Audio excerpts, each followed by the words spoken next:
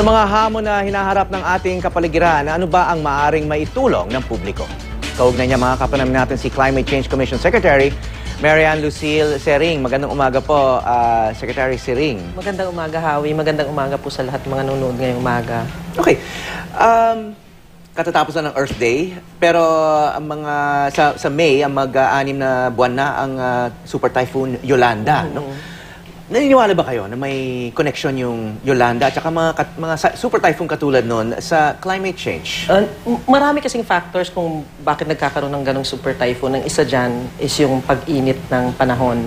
At nakikita natin, may latest report ng mga scientists, kalalabas lang a few weeks ago, a few months ago, na talagang tumataas na, consensus na. Karamihan sa kanila nagsasabi na there's already increase in temperature. At ang dahilan niyan ay 97% sa mga scientists nagsasabi, human activities. So kung may naniniwala pa rin na, o kung meron pa rin hindi naniniwala, hindi na tayo makikipagdebate doon. Nakita na natin yung nangyari sa Yolanda, kaya dapat siguro talagang pagtuunan natin ng pansin kung paano ba maibsan ang mga epekto ng mga type ng mga bagyong katulad na nangyari sa pero may mga analysts din na nagsasabi na itong pinakahuling report nga nitong Intergovernmental Climate Change Panel ay parang na-tone down yung parang alarmist tone nung huling panel report nung I think 2008? 2007. 2007, no? Na nung 2007 kasi parang may section doon na magkakaroon ng 50 million environmental refugees by around this year, no? Ngayon, parang binabawi na ngayon itong mga scientists. Is it because nag-improve na yung ating climate change situation or mali lang yung mga scientifico noon na hindi kasing grabe yung sitwasyon ngayon na pinipredict nila noon? Siguro yung managing expectation. Nangyari kasi nung nandun ako sa Japan nung pina-review sa amin una bago lumabas tong report na to. Ang sa akin it's okay to be alarmed. No? It motivates you to do something. So the report kasi pinag-uusapan na halos parang kinalimutan na yung increase ng mula 2 degrees to 3. 4 degrees na nga. Kaya marami nagsasabi, mukhang kinalimutan na lang yung ibang bagay na dapat na talagang pagtuunan ng pansin. But either way, tayo dito sa Pilipinas, nakita natin yung nangyari sa Yolanda. Paghahandaan dapat natin yung pinaka-worst case scenario. Kung itong mga scientists, wala namang pinagkaiba dun sa tono siguro ng messaging, pero kung yung science observations nila, hindi naman nagkaiba nung dati. Lalo lang tumaas yung percentage na naniniwala sa kanila, mga scientists, na ito talaga human-induced. Okay, sinasabi rin ng mga scientifico na tumataas nga yung overall temperatures ng mundo. But at the same time, may mga kilala tayo sa Amerika, no? Sa East Coast, sinasabi nila, it's been the worst winter, the coldest winter in memory. Mga natiga Chicago, mga New York, siguro may mga kilala rin kayo doon. No? So how do you reconcile that? Umiinit na yung mundo, at the same time, itong mga underground people who live in cold places, sinasabi nila, hindi naman umiinit dito, lalo nga lumalamig. Ang impact kasi ng increase in temperature, extreme weather events, yun yung mas kapag tuyot, mas matutuyo pa, at pag mas matindi, let's say kung uulan, mas uulan pa. Yan siguro yung una na nakikita natin ngayon. And in fact, in fairness naman sa mga kaibigan natin sa Amerika, yung mga tao, mga common masses, sila mismo na parang sila na rin na nag-uudyok at tumataas na rin yung porsyento sa kanilang naniniwala na may pagbabago na ng klima.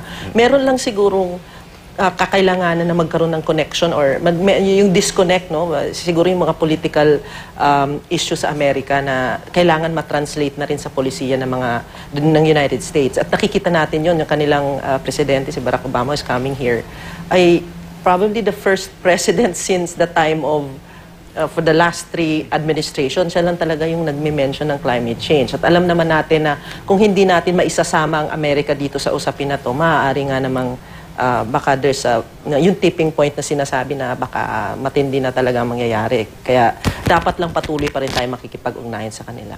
Okay, nabanggit nyo nga yung Amerika at si President Barack Obama na papuntang, nasa Asia na ngayon, na papuntang Pilipinas. Nabanggit nyo nga na Amerika is responsible for so much of the greenhouse emissions, yung mga itong mga nagkukos ng climate change, no? So sa tingin mo, kahit aside from mentioning climate change, may ginagawa ba talaga ang Amerika para ma-reverse itong trend na to?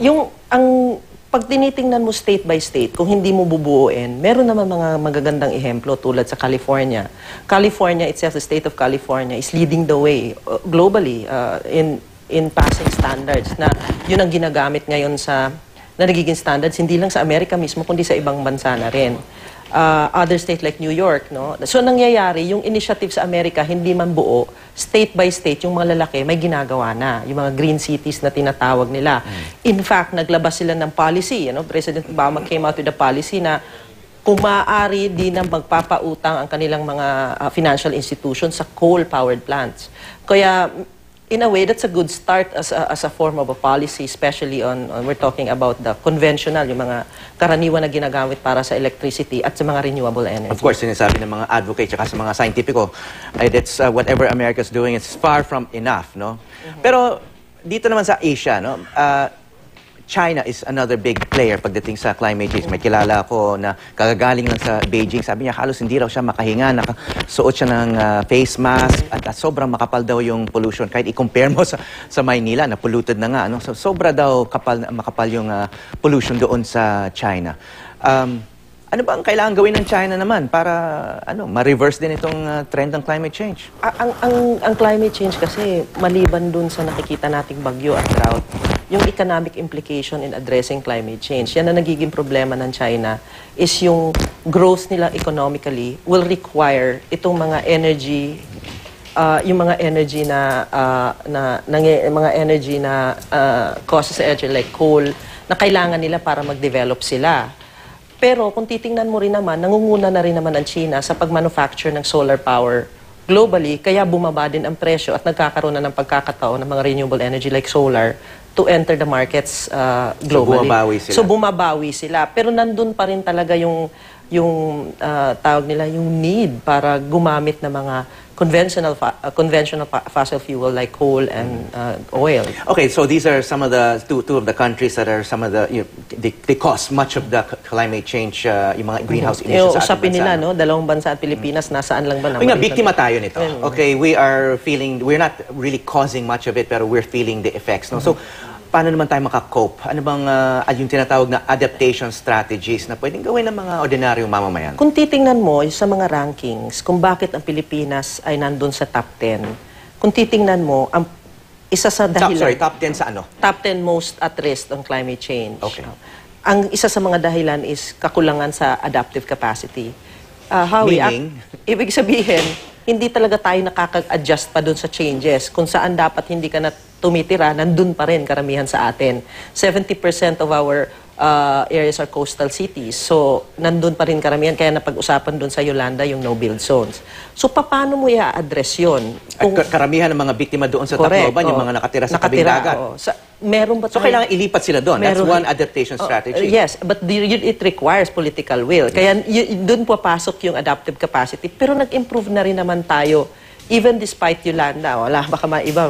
More than 6,000 dead? Improvement na ba yun? No, not on the number of deaths, actually. It's really more on the adaptive capacity. Kasi na-focus tayo sa Tacloban. Nakalimutan natin, mayroon namang ibang lugar doon na tinamaan ng Yolanda na nakapag-adapt na hindi lang napapabalita. In other words, it would have been worse kung hindi sila kumilos before Yolanda. Like what? We're talking about Surigao del Norte, Dinaanan, Signal Number 3, Siargao. Wala masyadong casualties and destruction Zero casualty. Ang daming zero casualty until bumulaga na lang yung... At may isang maliit na bayan daw sa Samar na nag-evacuate almost totally. That's right. Oo, isa nga, tapos dun sa Giwan and the mangroves, ang sinasabi nila, nawala man yung mga dahon ng mangroves, pero yung mangroves nandun pa rin. So marami tayong mga examples na sana malaman ng ating mga kababayan na meron namang pag-asa para solusyonan ito. Kaya lang, kukulungan siguro ng impormasyon na dapat iparating din. Siguro yung mga kailangan namin sa gobyerno. Okay, so ibig sabihin, yung mga best practices na tinatawag, kailangan din i-showcase. Hindi lang yung mga talagang yun ang reklamo ng ibang mga kababayan natin. Sabi nila, bakit kung gumawa kami ng tama, hindi naman napababalita. So siguro yun ang dapat nating ilabas. Okay, on that note, good advice. Maraming salamat. Climate Change Commission Secretary Marianne Lucille Sering.